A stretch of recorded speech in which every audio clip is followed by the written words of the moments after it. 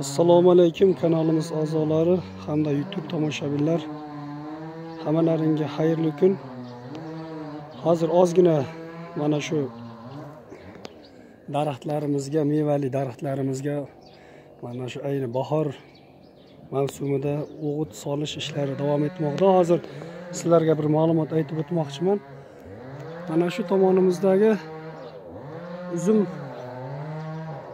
daraxtimizga o'tgan yili biyagumuz solgandik, hosildorligi ham juda aktiv holatda bo'ldi. Hozir yana biyagumuz solyapmiz. Bu yerda men bir narsaga bir guvoh bo'ldim. O'tgan yilgi biyagumuz solganimizda mana hozir kovladik, o'rnini yana qayta biyagumuz solish uchun ko'chatimizni mana shu uzum ko'chatlarimizda tomiri mana ko'rishingiz mumkin. Hammasi biyagumuzga kelganda. Mana shu uzumlarimizni tomiri bo'ladi. Hozir bu tomonni ham bir ko'rsatib o'tamiz.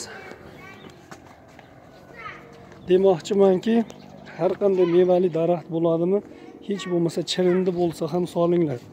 Hosildorligi juda aktiv holatda bo'ladi. Mana shu yerda biyagumuz solingan. Mana hozir tomirlarini qaranglar. Bu o'tgan yilgi solingan. Mana ko'rishingiz mumkin. Mana shu biyagumuz. Hozir yana qayta solamiz.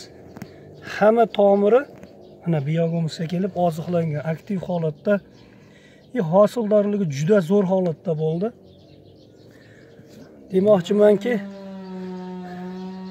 hamma narsaga albatta mehr kerak. Siz oldin ozgina bularga mehr bering. Albatta mevasini ko'rasiz.